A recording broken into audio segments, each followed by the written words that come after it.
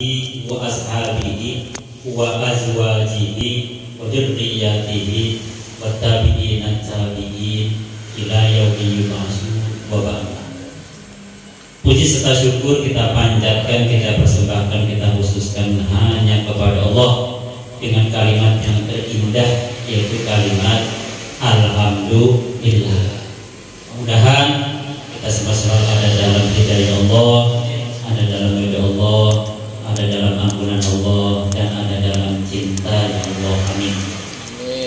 Salawat dan salam kita khususkan ke pangkuan baginda beliau Rasulullah Sallallahu Alaihi Wasallam beserta istri-istrinya, keluarga besarnya, turunannya, sahabat-sahabatnya, juga umatnya. Mudah-mudahan kita semua selalu ada dalam sahabat beliau. Allahumma salli ala sayyidina Muhammadin wa ala ali sayyidina Muhammad. Pada malam ini kita akan coba kita bahas ulang kembali kaitan dengan bulan Rabiul Awal.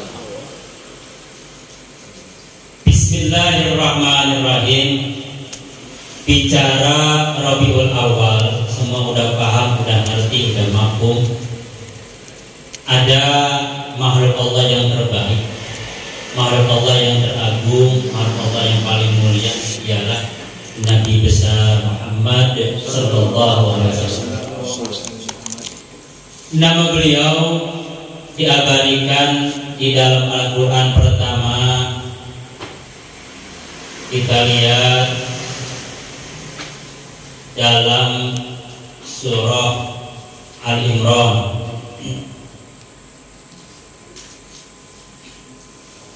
Di situ kalimatnya banyak yang sudah hafal.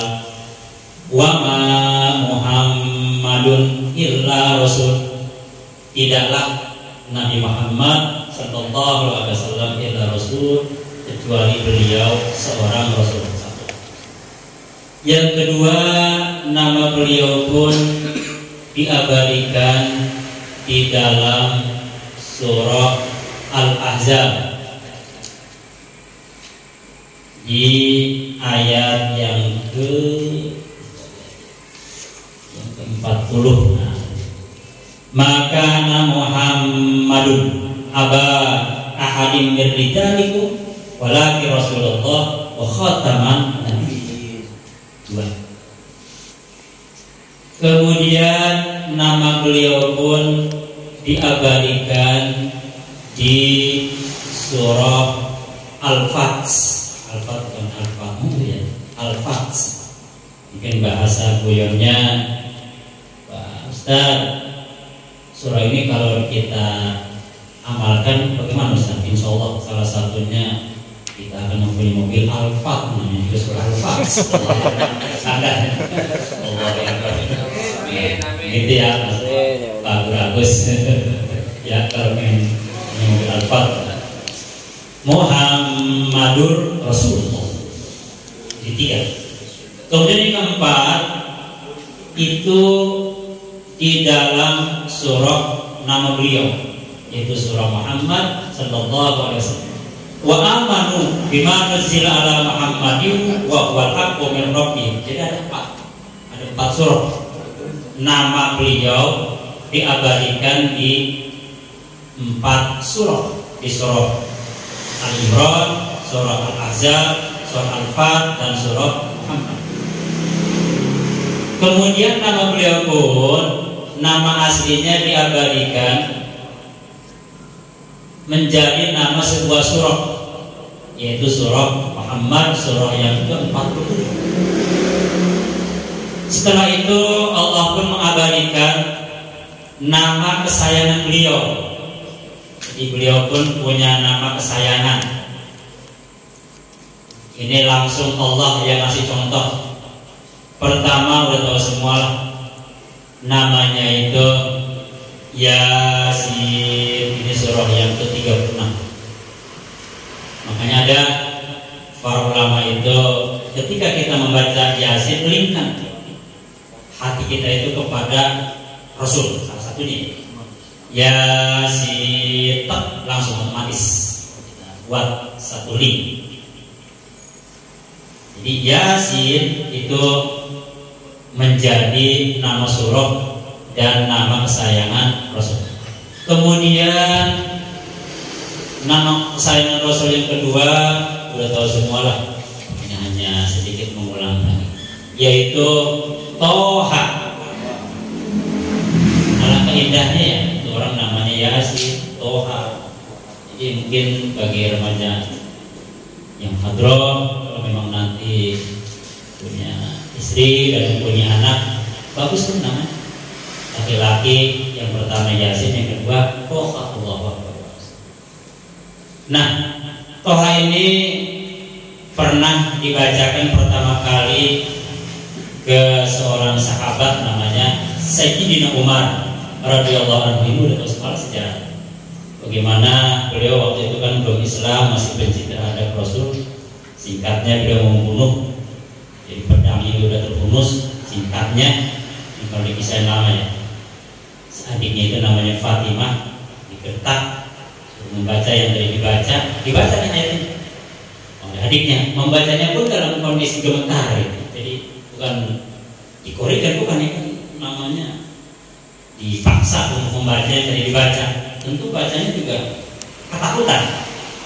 Toha ma anjalna itu di hadapan langsung Sayyidina Umar. Ketika kalimat Toha pertama kali didengar oleh Sayyidina Umar, itu langsung hatinya itu jatuh cinta. Satu kali nama Rasul disebut jatuh cinta. Nah, kita udah jutaan kali disebut Allah Akbar. Kapan jatuh cinta? Maaf, ini diri saya. Jadi sekali nama Toha disebut, itu jadi belum ketemu ajaran bagaimana, belum pernah ada mengenal. Sekali nama beliau itu langsung Sayyidina Umar itu bergetar, hatinya itu, sokernya itu langsung berubah total. Yang tadinya benci langsung mendadak menjadi yang paling dicintai. Jadi seseorang yang paling dibenci di dunia ini ketika mendengar nama Toha langsung menjadi seseorang yang dicintai.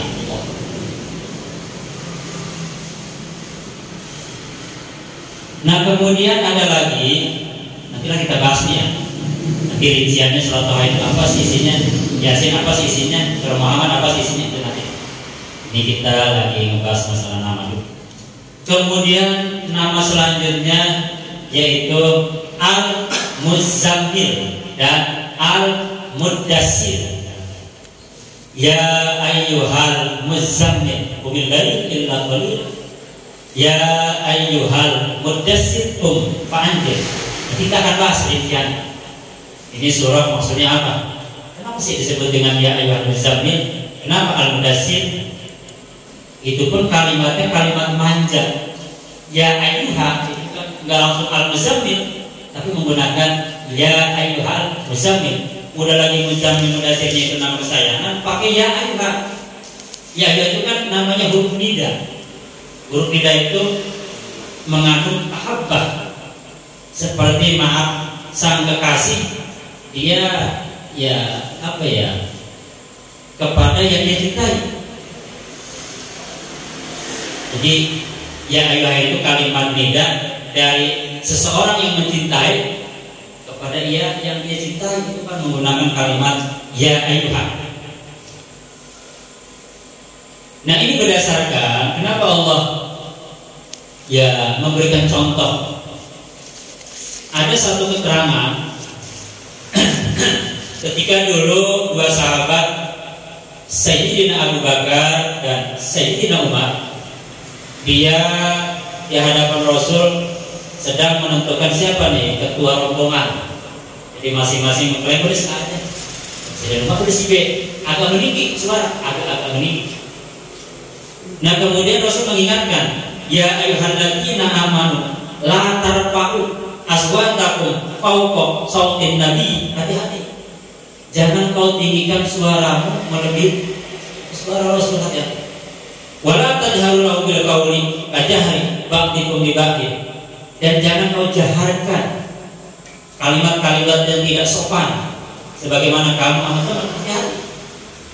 Khawatir antah batu amalukum, ketidaksopanan kamu di hadapan Rasul itu akan membuat antah bapak amalan kamu itu habis, lenyap. Wa antum la tashkurun, kamu nggak sadar. Kalimat ini juga akhirnya oleh dua sahabat langsung diimani. Sampai-sampai dua sahabat ini kalau bicara dengan Rasul itu seperti bisi-bisi tetangga. Ya Abu Bakar, ya Umar, siapa ya Rasulullah? Jadi hampir tidak terdengar. Udah agak sopan, suaranya juga agak lembut, ya, mirip orang Sunda lah, gitu ya. Nah gitu ya, sambil ini bongkok-bongkok, sambil pakai ini nunjuknya. Nah gitu. Ini juga mohon maaf, update-nya kita bisa praktekkan, mohon maaf, ke guru-guru kita yang ada di kampung, yang mengajari kita arif-arifan, yang mengajarkan kita sholat dan sebagainya di remaja-remaja. Atau ini hati-hati nih ya, dengan guru kita di PAUD, di SD, di SMP, di SMA, di pondok pesantren, di madrasah, memuliakan beliau-beliau. Kalau kata Abu Lutfi itu, kalau ini jadi wali gampang, salah 2 ayat cukup. Muliakan gurumu, muliakan orang tua, lakukan jadi wali itu kata beliau gitu. Guru ini ya. Jadi hati-hati di hadapan guru. Saya sendiri banyak belajar. Guru-guru saya masih ada. Saya kalau dipanggil Basir, guru SD saya banyak. Gimana sekarang? Sama Pak saya ini. Jadi saya berusaha untuk ya, mengamalkan ini ayat dengan kesopanan. Nah, kemudian di ayat lain, jadi jangan sekali-kali kita memanggil Rasul itu sebagaimana kita teman-teman itu dalam soal itu. Nah dalam soal lain lebih tegasnya, Allah bukan hanya memerintah ya, masih contoh. Ya si Toha ya Al-Quran itu, ya ayyuhal muzammil, ya ayyuhal mudaththir, ya ayyuhan nabiyyu, ya ayyuhar rasul. Kan Al-Quran. Atau misalnya dalam hadis juga banyak.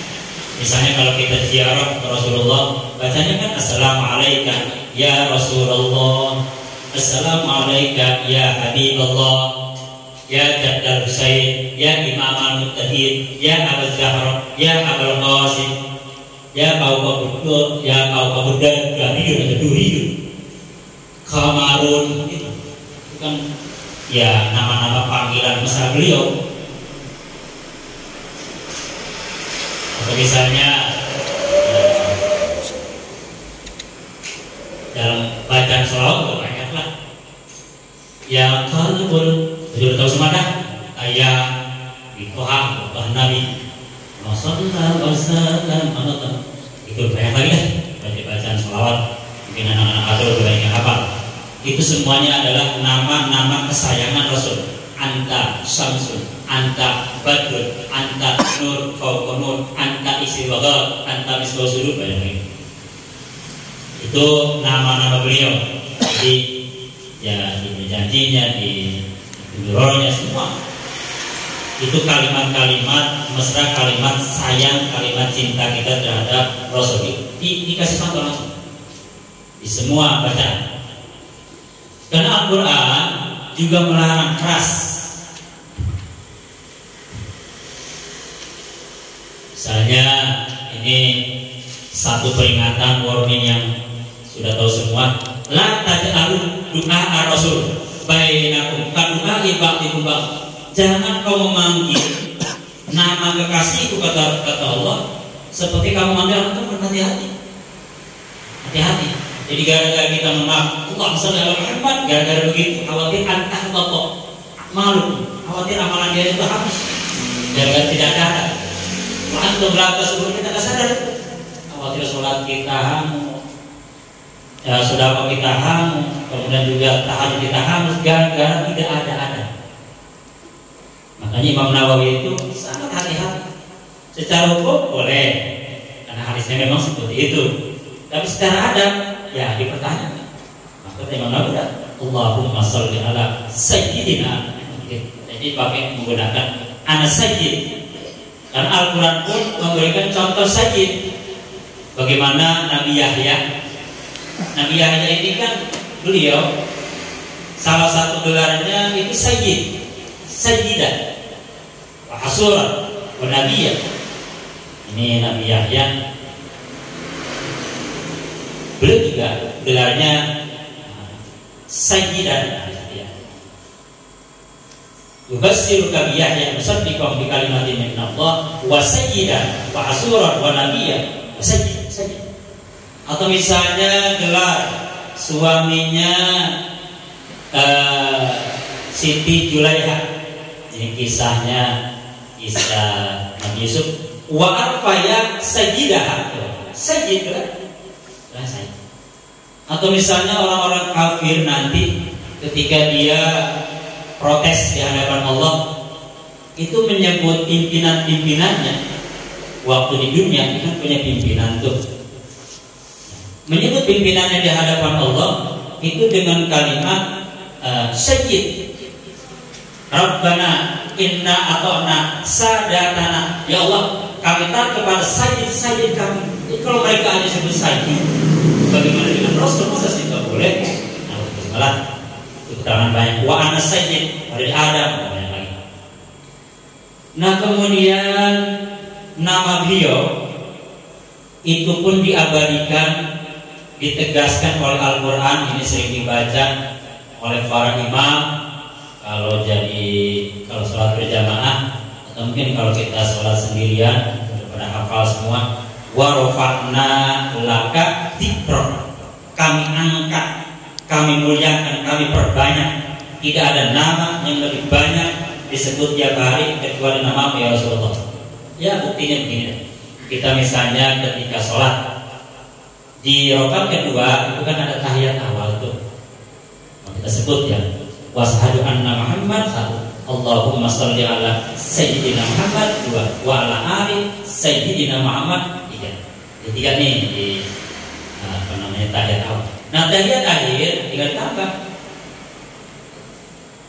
wa baraka ala sayyidina Muhammad wa ala, jadi kan 5. Jadi di tahiyat awal 3, tahiyat akhir 5, 3 tambah 5 kan 8. Zuhur, asar, maghrib, isya 8 kali 4 berarti 32. Sedangkan subuh itu tahiyat akhir aja berarti 5 tambah 32 37. Berarti per orang itu menyebut nama beliau sehari semalam itu 37 kali di sholat wajib doang.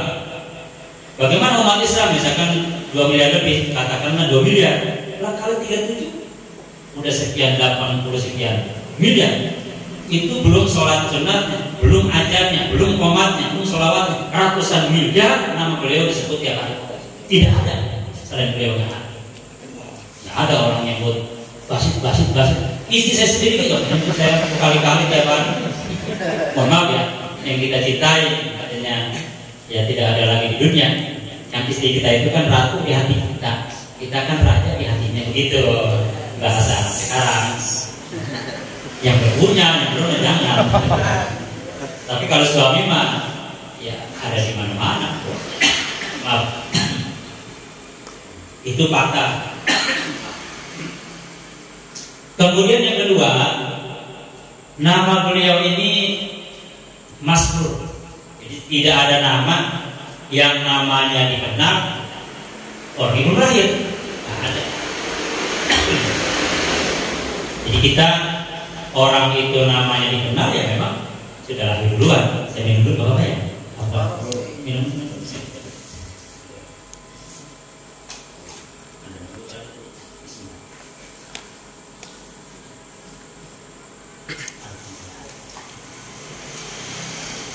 Yang pertama, para nabi dan rasul itu oleh Allah dikumpulkan. Ustaz, dikumpulnya di tempat di mana? Allah alam. Tidak ada keterangan. Terus kumpulnya bagaimana caranya? Allah alam. Allah nggak masih tahu. Kalau saya ditanya, Allah alam. Karena Al-Quran hanya membahas wa id aqadallahu mitsaqan nabiyina. Ketika Allah mengumpulkan lama ada itu min kitabin wa hikmah, semua dikumpulkan oleh Allah. Semaja aku, ai Adam, ai Nuh, ai Musa, ai Sulaiman, terus mana disebut. Rasul nanti akan ada seorang rasul, musaddiqun lima ma'hum, la tu'minun nabihi wa la tansurunna. Namanya Ahmad, namanya ini disebut. Datanya ada lengkap, identitasnya ada. Oh, semua lengkap. Begini. Ini kata Allah, aqrartum wa akhadtum ala dzalikum isri. Bagaimana? Apa paham, apa ngerti, apa janji? Aqrarna ya Allah, kami janji. Kata Allah, fashhadu wa ana ma'akum minas syahidin. Ya, saya sebagai saksi. Artinya para nabi dan rasul itu sudah tahu beliau itu namanya ini. Jadi namanya begitu sangat populer. Bahkan sebagian ulama mengatakan semua nabi dan rasul itu ketika menikah mas kawinnya itu membaca sholawat dari mulai Nabi Adam sampai yang terakhir. Sampai Nabi Ibrahim pun saking dia udah tahu mengharapkan kalau nama itu dari turunannya sesuai dengan doanya. Ketika selesai membangun Ka'bah dengan putranya Nabi Ismail alaihissalam berdoa. Ini doanya memang sangat dikenal, sangat populer. Doa Nabi Ibrahim alaihissalam.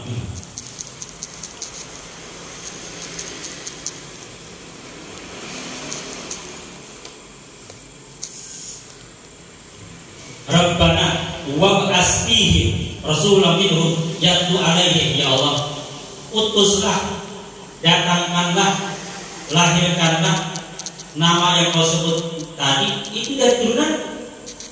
Ngapain? Yatlu alaihim ayatika, membaca ayat ya Allah. Terus wa yu'allimuhumul kitab, mengajarkan kitab. Terus wal hikmah. Yang keempat wa yuzakkihim, membersihkan. Dan ada 4 permintaan. Nah, ribuan tahun kemudian Allah jawab. Jadi Nabi Ibrahim itu ya Nabi, ya Rasul. Nabi Ibrahim itu kan ulul azmi, ya pangkatnya juga uswatun hasanah. Ribuan tahun Allah jawab. Nah, kalau kita doa, Nabi aja bukan, Rasul aja bukan, ulul azmi juga bukan, Rasul juga bukan, doa pengen langsung diterima. Ini. Jadi 4 permintaan ribuan tahun oleh Allah dijawab dengan kalimat kama arsalna fikum rasulan minkum yatlu alaikum ayatina wa yuzakkikum wa yu'allimukum kitaba wal hikmata plus wa yu'allimukum ma lam takunu ta'lamun. Minta 4 dikasih 5. Tapi dengan catatan ribuan tahun baru dikasih manusia. Nah, ini dengan izin Allah lahirlah Rasulullah Sallallahu Alaihi Wasallam. Jadi beliau bin Abdullah gitu ya, bin Abdul Muttalib, bin Nabi Hashim, bin Abi Manaf, bin Qusay bin Kilab, bin Murrah, bin Kamil bin Walid, bin Abi Malik bin Nadhr, bin Kinana bin Mujahid bin Mudrikah, bin Ilyas bin Mughar, bin Nijar bin Adin, bin Abi Muda bin Hadad, bin Habasah bin Salamah bin Manaf bin Amin bin Hidro bin Nabi Ismail, baru ke Nabi Ibrahim. Jadi turunan ke-30 dan saya waktu masih kecil sih ngapalin ini. Allah kabulkan. Dan Nabi Ibrahim begitu senangnya. Satu. Yang kedua, Nabiullah Isa alaihi salam pun ngasih kabar gembira kepada umatnya pada saat itu. Ngasih kabar gembira.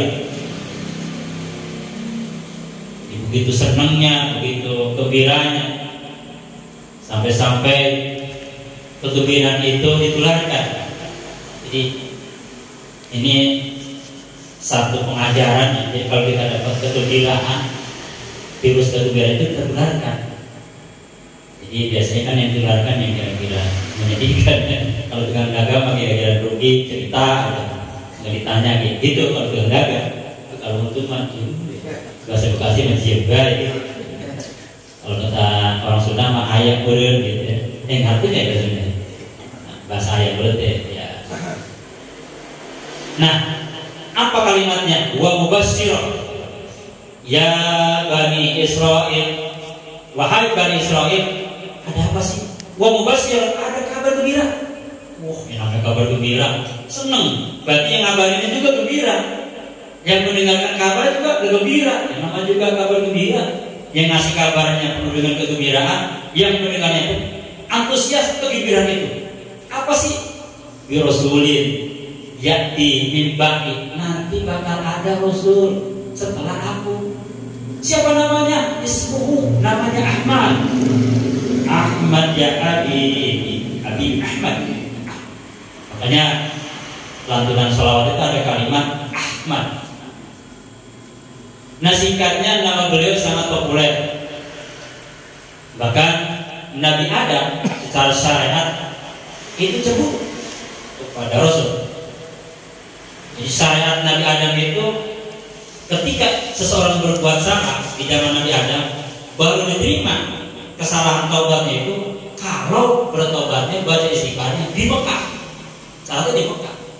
Kalau bukan di Mekah tidak diterima. Kalau kita kan enggak, wa anistagfir rabbukum summa tubu ilaihi matikum mata hasanan ila ajal musamma. Kan gitu kata Allah. Di mana aja kita baca istighfar, mau di sawah, mau di empang bahasa kasarnya, mau di PT, mau di kantor, mau di majelis salim lebih baik, mau di masjid, mau di depan Ka'bah, sama dengan izin Allah taubatnya diterima. Itu salah satu ya kehebatan umat Rasul. Beda dengan di zaman umat Nabi Adam. Yang membuat Nabi Adam itu cemburu. Itu kelebihannya ya. Ini nanti kalau dikupas banyak lagi dah kelebihannya. Itu dari segi nama. Betapa nama beliau itu. Kemudian yang ketiga, fakta di lapangan, seorang khatib ketika dia menyampaikan khutbah dan nasihatnya, kalau dia tidak menyebut nama Rasul, tidak sah khutbah. Silakan dikaji dalam fikih bab khutbah. Salah satu syarat sahnya khutbah itu kan membaca sholawat. Tanpa membaca sholawat tidak sah. Yang kedua, ketika kita sholat tanpa menyebut nama beliau, sholatnya batal. Tahu semuanya. Kajiannya dalam fikih Islam. Ketika kita doa tanpa menyebut nama beliau, ditolak doa. Sehebat apapun doamu, tanpa menyertai nama Rasul ditolak. Kemudian ketika nama Rasul disebut, kita tidak membaca sholawat, aqfalun nas, manusia yang paling pelit. Nah, itu ya. Sedangkan Allah menegaskan mengenai masalah pelit. Itu ada satu kalimat yang sangat terkenal. Spesialis kalimat ini buat yang pelit. Ini spesialis kalimat yang Allah lontarkan buat orang yang ya bakhil atau yang pelit. Kalimatnya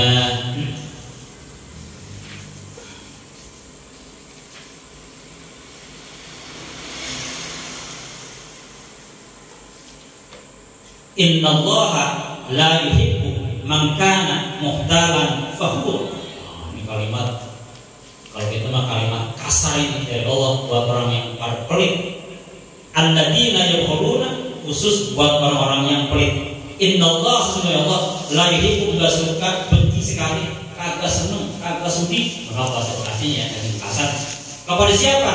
Man kana muhtalan fakhur, orang yang sombong, orang yang sok. Orang yang muhtalan itu kan orang yang sombong, tingkah lakunya pokoknya ya, semua kejelekan ada di kalimat itu. Muhtalan fakhur, semua kejelekan ada di kalimat. Siapa itu?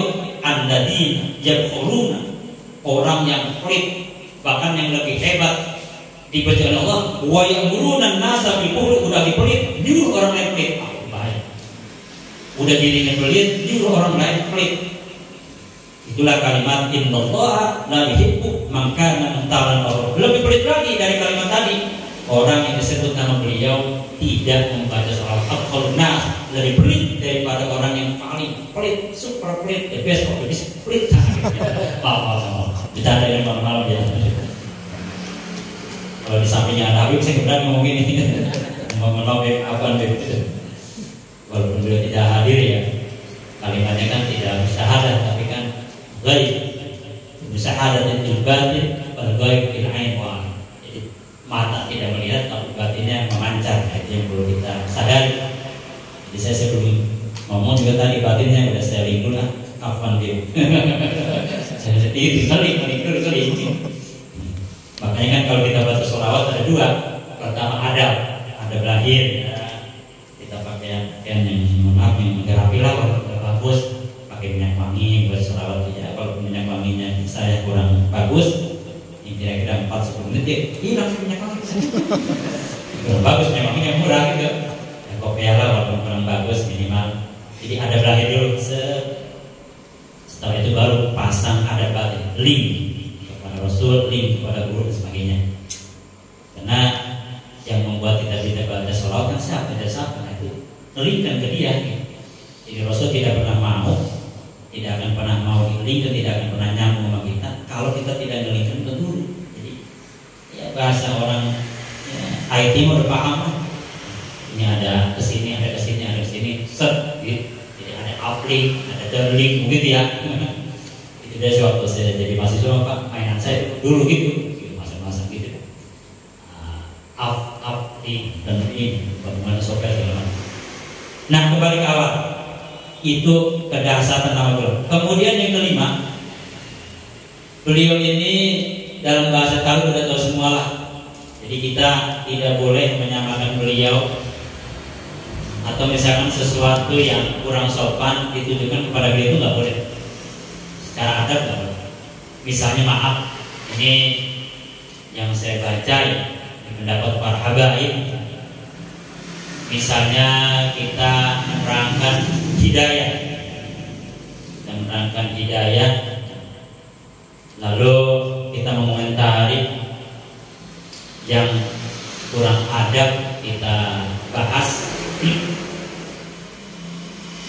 Misalnya begini, kita membahas masalah hidayah.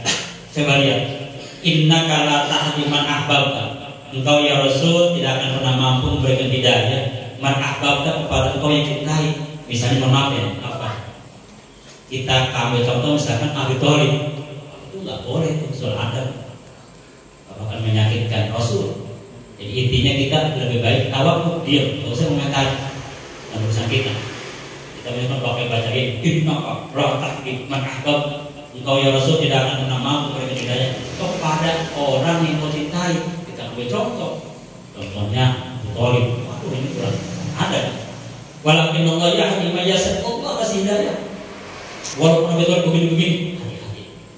Jadi bahasa kasarnya, andaikan seluruh umat Islam di dunia ini digabung menjadi satu, tidak akan pernah mampu mengalahkan belanya Abi Thalib kepada Rasul. Hati-hati. Jadi jangan main contoh Abi Thalib, bahaya.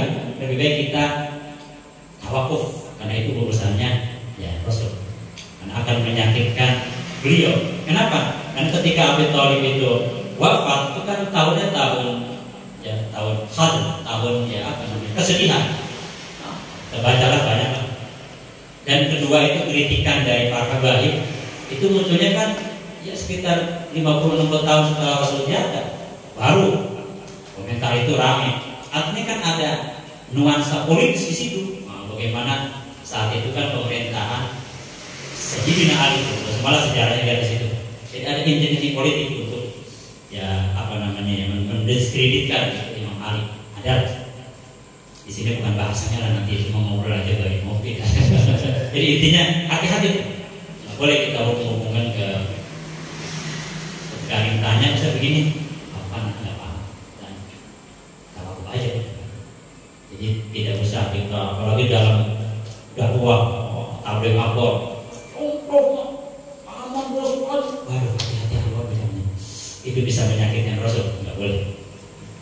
Atau misalnya hal sepele, bagaimana? Nah, saya ceritain dulu, saya baca di sebuah keterangan bagaimana Imam Malik begitu marahnya ketika seorang khalifah menanyakan dia, Imam Malik, bagaimana caranya ya kalau kita ziarah ke makam Rasul, apa di depan, apa bagaimana? Itu Imam Malik marah. Mak khalifah, jangan sekali-kali kau menyebut makom Rasul. Enggak ada itu, enggak sopan itu. Jadi hanya menyebut makom aja. Secara hukum kan boleh kita ziarah kepada makom Rasul, boleh kan secara hukum. Tapi secara adat enggak sopan. Hati-hati, karena bicara makom kan konteksnya berbeda lah. Hayati khairul lakum kata Rasul. Wa ma khairul lakum. Hidup dan mati itu sama aja. Khairul lakum buat kamu mati. Tidak boleh menggunakan kalimat makom. Hati-hati sekali. Ini masalah adat. Atau misalnya mohon maaf, secara hukum misalnya maaf, masna, wasulasa, warubah kan ada tuh perintahnya. Tapi jangan sekali-kali dikaitkan dengan Rasul. Maaf Ustaz, alhamdulillah Ustaz, saya udah ya ini sudah Rasul. Mohon maaf, secara hukum boleh, secara adat kurang ada. Mohon maaf ya, yang berpoligami misalnya itu disenderkan kepada baginda Rasul. Poligami berkelak, nggak usah pakai dihubung dengan Rasul karena jauh.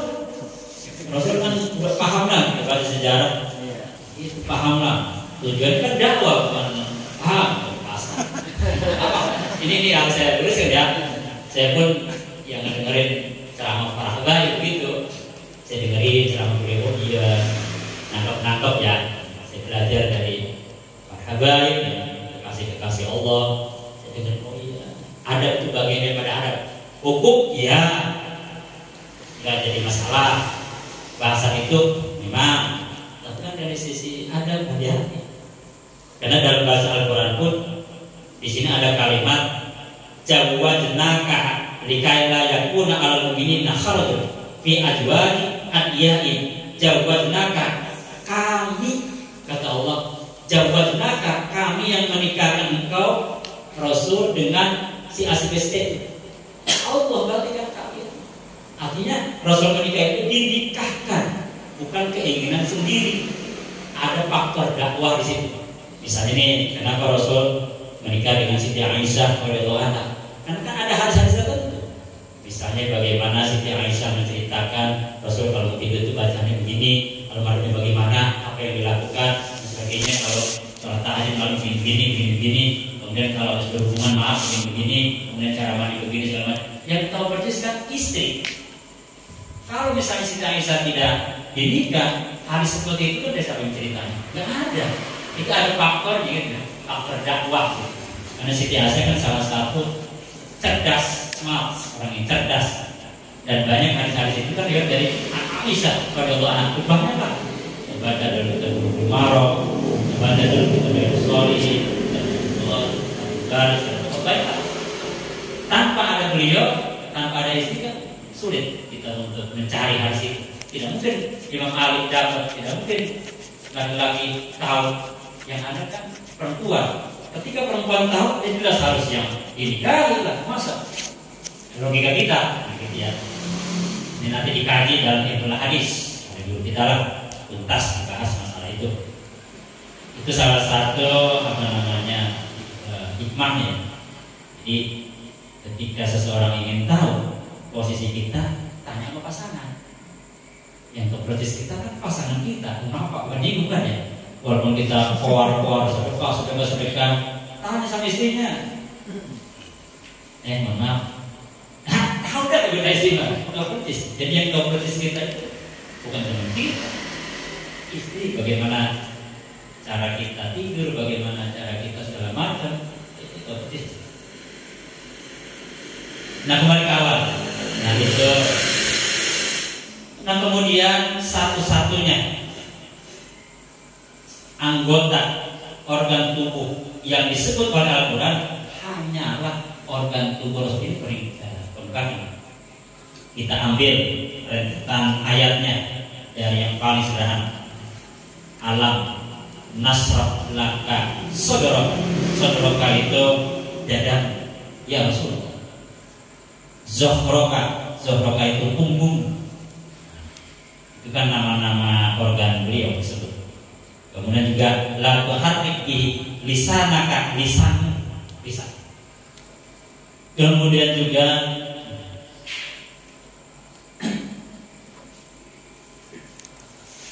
ada juga kalimat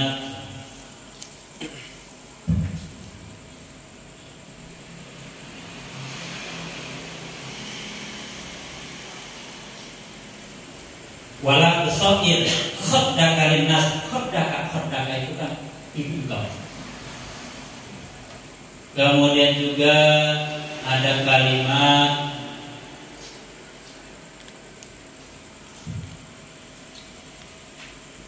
biyaminika, dengan tangan engkau, tangan kanan. Biyaminika, dengan tangan engkau, tangan kanan engkau. Kemudian juga qalbika, ala qalbika, hati engkau. Kemudian juga fa'al. Nanti kita akan bahas apa bedanya qalbun dengan fa'al. Kemudian juga yadaka, tangan engkau. Makulatan ila ulumika itu leher engkau. Kemudian fawalli wajahaka itu pipi engkau. Jadi seluruh tubuh Rasulullah, sadruka dada, zuhruka punggung, wajhaka wajah, khaddaka pipi, kemudian juga qalbika atau lisanika, lisan, qalbika ada hati, qalbika itu juga hati, yaminika tangan kanan, yadaka tangan kiri.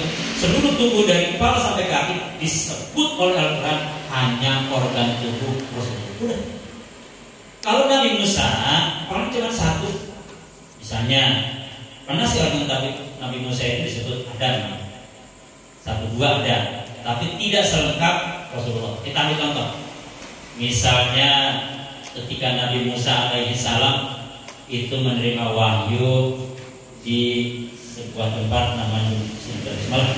Falamma ataha nudiya ya Musa, inni ana rabbuka fa'lamna alaika innaka bil wadil muqaddas. Terus singkatnya ketika sedang asik kalamullah berbicara dengan Allah, dihentakkan dengan satu pertanyaan, wa ma tilka bi yaminika ya Musa, hai Musa, apa yang ada di tangan kananmu? Oh, tangan kanan yang disebut ini ada tangan kanan. Atau misalkan buat menjadakan, kepalkan tanganmu. Jadi ada ila janahika. Nah, macam-macam. Jadi Nabi Musa itu memang ada sedikit satu dua organ tubuh tersebut, tapi tidak selengkap. Intinya organ tubuh Rasulullah itu jelas beda dengan kita. Betul semalam kaji dalam ilmu tauhid lengkap ke sana. Nah, Al-Quran misalnya ngasih contoh mata beliau yang suci. Di matanya sama lah dari segi penempatan di depan sama-sama dua. Tapi fungsinya jelas berbeda. Bukan berbeda lagi, yang dibandingin. Wa taral malaika hafina min haulil arsy. Engkau ya Rasul mampu melihat dengan izin Allah malaikat hafina yang mengelilingi min haulil arsy. Jadi mata beliau walaupun memandang ke depan mampu melihat apa yang di belakang. Makanya dalam hadis, dalam kajian ilmu fikih bab sholat, beliau kalau jadi imam tahu persis yang di belakang itu siapa tahu semua. Bacanya apa, pelakuan bagaimana, Rasul tahu. Jadi kalau Rasul jadi imam, Allahu Akbar, tahu semua tidak ngerti. Kalau kita kan kalau ke belakang ini dulu, jadi berisik, benar gitu. Kalau kita kan jadi mobil, jadi ke belakang. Ntar kita udah takut yang di belakang. Mau kamu ini nangis, maaf. Bisa dibohongi kalau gitu. Kemudian kalau ke kanan beliau nggak boleh, kiri nggak boleh, ke atas nggak boleh gitu, ke bawah. Jadi matanya menatap ke depan semuanya kelihatan. Dekat jauh nggak ada perbedaan. Nggak boleh kita membatasi mata Rasul itu ada batasnya. Misalnya dalam bahasa biologi kita tahu bahwa mata itu penglihatannya hanya dalam frekuensi tinggi, tidak berlaku. Misalnya pendengaran kita nih di antara 20 atau 20 ribu frekuensi itu pendengaran nggak ada berlaku. Bahkan mata beliau ketika bercerita surga kelihatan, ketika cerita neraka kelihatan. Ketika misalkan Rasul lewat ke sebuah kuburan udah tahu semua, ini hadis lengkap. Wahai sahabat, ambil papakul makan gitu ya. Singkatnya kalau dibaca bukannya. Ya buat apa? Pelapakul. Maksudnya ini orang begini. Berarti kan Rasul tahu di dalamnya. Di dalam badan dulu matanya melihat langsung dengan jelas. Penjelasan itu kelihatan jelas lagi. Bahkan beliau melihat dunia ini seperti apa ya, kita menggenggam HP kelihatan. Hadis juga lengkap. Jadi beliau kalau bicara ya di zaman nanti dari zaman begini kelihatan semua kok. Misalnya Rasul bercerita mengenai nanti di neraka itu, beliau bercerita bahwa akan muncul si setan itu yang menggoda kita. Sekali tampil itu live stream. Dia langsung menceritakan itu. Kita bisa lihat dalam Al-Quran lengkap. Waqala syaitan lamma qudiya innallaha wa'adakum wa'dal haqq. Nanti setan itu akan berdiri tegak. Semua penduduk neraka itu melihat langsung live. Oh ini yang dulu ngegoda, ini melihat semua dengan gagahnya setan. Wah, dia mungkin kalau itu mah kelihatan. Kata setan, innallaha wa'adakum. Nah, ketika Rasul menceritakan masalah ini, kelihatan semua. Jadi peristiwa yang belum terjadi seolah-olah sudah terjadi dan pasti bakal terjadi. Jadi Rasul sudah melihat langsung, padahal kan kiamatnya belum. Setannya juga mungkin masih ada, tapi semua peristiwa yang akan terjadi itu jutaan tahun yang akan datang, miliaran yang akan datang, udah bisa diceritain. Mana ada orang seperti itu? Dan Rasul melihat langsung itu kelihatan setan ini. Padahal peristiwa itu kan miliaran tahun yang akan datang terjadinya. Ini tercatat di dalam Al-Quran. Nah ini ya ini. Makanya ketika ahli sejarah salah satunya membaca surah Yusuf kaget, ini kok orang bisa menceritakan Nabi Yusuf dari A sampai Z, padahal nggak pernah baca, nggak pernah nulis, nggak pernah kuliah, nggak pernah punya guru besar sejarah, nggak pernah begini, nggak pernah, tapi kok mampu. Jadi Rasul itu Pak kalau menceritakan kelihatan itu gimana sih? Kita kan kalau menceritakan kebayang tulisannya, dan begini gimana? Kemarin itu, kemarin waktu saya acara di Monas, acara di Istiqlal ini, kita kan hanya menceritakan yang pernah kita alami, tapi nggak kelihatan gitu. Kalau Rasul enggak, misalkan menceritakan apa, misalkan Nabi Yusuf nih, Nabi Yusuf kelihatan Nabi Yusufnya ada kayak film gitu, kayak film di setel. Tuh Yusuf begini, begini, kelihatan jelas dengan ainnya itu langsung itu tidak ada ya Pak. Rasul kalau cerita akhir zaman kelihatan dari cerita ini itu dari matanya, jadi matanya itu tidak bisa dibatasi oleh dimensi apapun. Itulah beliau. Karena waktu udah malam ya. Ini kalau mencerita masih banyak nih, bisa sampai subuh ya. Belum perbedaannya bagaimana Rasul perbandingannya dengan nabi-nabi lain. Maaf ini bahasa rencananya. Jangan dibanding-banding beda. Bisa. Itu lagu itu nggak mengenai. Besar tahu. Jadi banding-bandingnya enggak. Sesuatu. Jadi tidak boleh membandingkan, maaf ya. Saya ini punya di kampung itu ada punya FC klub football, sepak bola. Misalkan sepak bola saya di kelas kampung dibandingkan dengan misalkan MU, itu namanya bukan membanding-bandingkan, nggak boleh. Membandingkan itu kalau MU sama jiwa apa gitu ya, atau misalkan bermain segala macam itu baru namanya membandingkan. Nah kalau grup saya di kampung sama itu nggak bisa. Jadi tidak ada membandingkan Rasul dengan nggak boleh. Itu sudah ada. Tuh. Jadi memang dalam bahasa Al-Quran bagaimana sikap Allah terhadap Rasul dan terhadap yang lain itu ada perbedaan yang sangat tajam. Contoh, misalnya kalau Nabi Musa ketika minta sesuatu, ketika dikasih oleh Allah, doa dulu. Doanya juga kan dicatat oleh Al-Quran. Ada berapa lah? Rabbi shrahli sadri wa yassir li amri. Itu ada kalimat Rabbi shrahli sadri, ya Allah lapangkan dada, baru dikasih.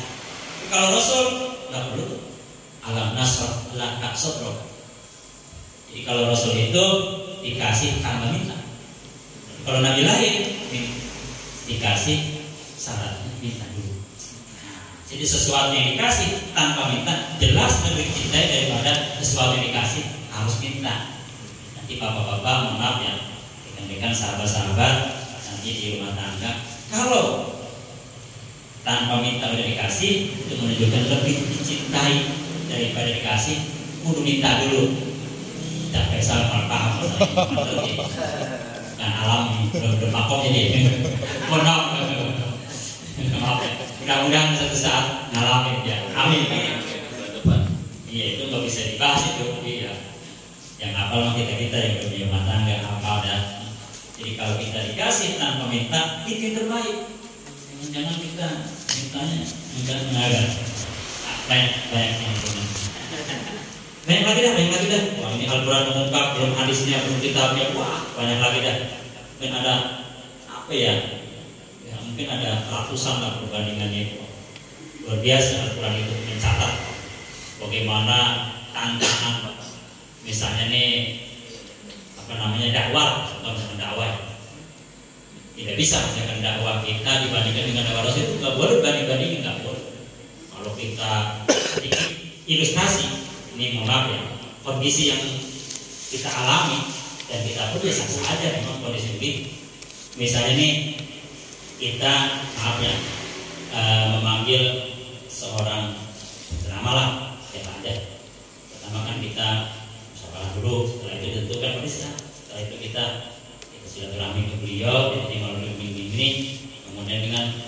lengkap, bikin panggung mewah, bikin lighting, bikin mewah, pokoknya serba kuat. Dengan pendanaan yang serba wah, kemudian juga jemaahnya puluhan ribu. Kemudian juga ketika dia datang dikawal secara ketat, perlu pakai bingung segala macam, perlu pakai menap, pakai kartu merah segala macam. Penghormatan kita wajar, rasa cinta mahabbah kita. Kemudian ketika dia duduk, kita kasih dengan nuansa hidangan yang sangat serba bagus, mulai duduknya segala macam hal, pokoknya yang terbaik lah, biasa saja. Kemudian beliau pulang pun kadang kita hotel harus minum dulu segala macam, semuanya kita kasih fasilitas. Sampai Habib Umar pun yang saya tahu waktu itu dia kan cepat menangis. Jika naik mobil, apa dia kenapa menangis? Dia menangis 2 menit, hanya beliau tertunduk. Ini tidak pernah. Ya kami gitu, tapi belum menangis. Jadi ya kita sah-sah aja, kita ya mencintai beliau, tapi beliau sendiri ya merasa kayaknya Rasulullah begini gitu. Jauh kan dakwahnya nggak bisa, jadi kita nggak boleh. Pak Ustaz mana? Oh, saya mau sana. Ini memang bagian daripada dakwah Rasul. Ya elah, jangan juga ke situ lah. Dakwah aja. Gitu ya. Kalau saya pakai ini bagian daripada dakwah Rasul, apalagi menyebut dengan Yunah. Maaf di bahasa sangat ringan. Yunah ini Yunah. Allah Akbar. Ya bolehlah kita secara hukum begitu, tapi secara perbandingan nggak bisa. Masa Yunah ini bukan kita ini. Demikian sedikit mengenai siapa beliau. Ini hanya untuk mengenang, karena bulan ini kan kita udah paham semua lah. Jadi mudah-mudahan dengan sedikit keterangan dari tadi, mungkin keterangannya hanya 0,3%, belum lengkap. Jadi mudah-mudahan dari keterangan ini akan semakin menguatkan kita cinta kita kepada Rasulullah. Allahumma shalli ala sayyidina Muhammad wa ala ali sayyidina Muhammad. Untuk doa. Sekali lagi saya mohon maaf. Pertama saya datangnya agak sedikit malam, mohon maaf. Yang kedua, mohon maaf agak sedikit lama.